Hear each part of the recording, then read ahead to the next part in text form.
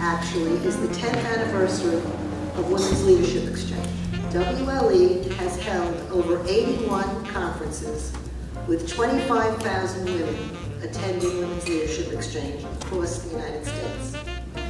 Now, WLE corporate partners believe in paying it forward.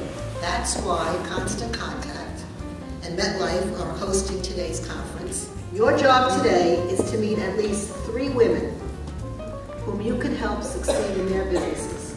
And after you have met those 3 women, you can reach out and find 3 women who can help you. We give you permission to ask for support. That's the WLE way.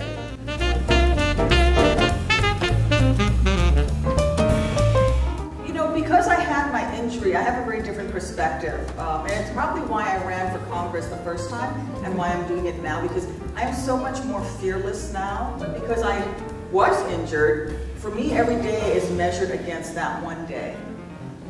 And how bad can it possibly be? And at least today, no wind's blowing me up. Right? So let's talk about Facebook for a minute.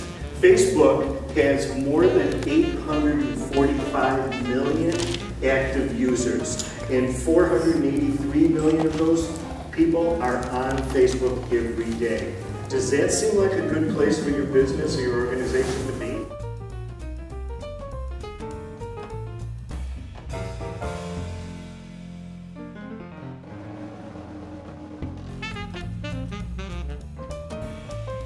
You can realize your dreams, but that dream is all about what I call the F words, dealing with your fear and also embracing your faith.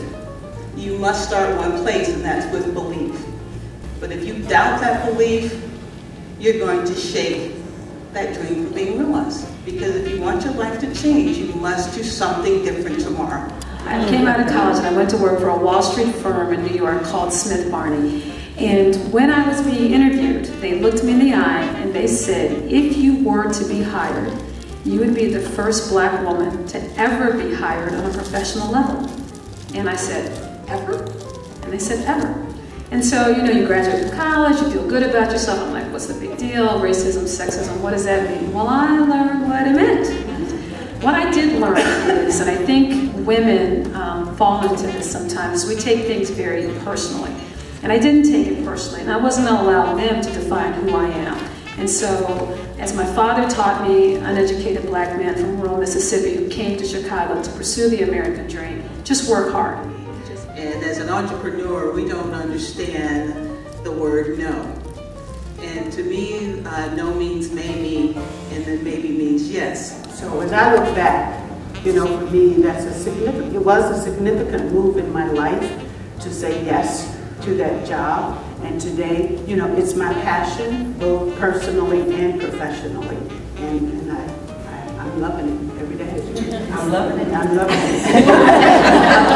I think as entrepreneurs and leaders, we always have to think about that.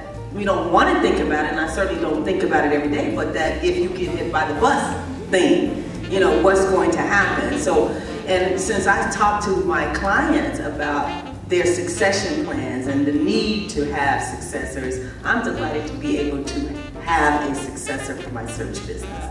You know, my favorite quote from Madeleine Albright is, there's a special place in hell for women who won't help women. And so I would say as often as possible, as long as I have a seat at the table, I'm going to help women, I'm going to help blacks, I'm going to help Latinas, I'm going to help people who don't have a voice. Now, Sue is up here with me for a very important reason. We had mentioned at breakfast that we have started a business together, which I'm very excited about. Military Women Exchange, Next Step, Operation Next Step. And we actually connected at a WLE conference. So here's what can happen at a WLE conference. You can meet a Sue. Watch out, you're going to have all new partners when you leave. You just thought you got an asparagus. You're going to have a new partner. We are here to help our women who have served our country. So if any of you are willing and able and would love to be a mentor and help us with this, we would greatly appreciate it, because some of the things that we have seen at the other conferences that have been done, mainly for military men, is that it's taught by men for our women, and as I said earlier, it's a whole different ball of wax.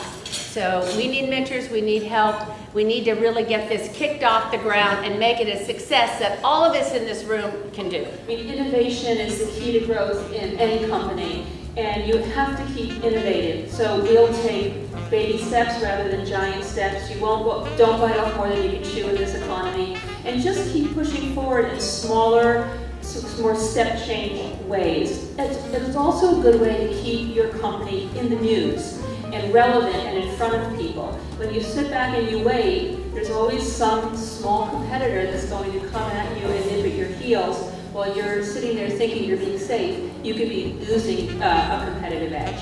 But what do I find that women entrepreneurs especially are having trouble with? It's social media. It's doing their jobs, running their businesses, and embracing the whole technology, social media culture, and the expectations of their clients and their prospects of, well, where's your Facebook page, and how come you didn't answer my post? You gotta know who you're selling to. You can't sell a grown man diapers. And that's the situation with venture capital and with private equity. Every single one is different, and you gotta do your homework. And as was said so many times by the various participants in the conference today, we really need to understand how to get past this F word.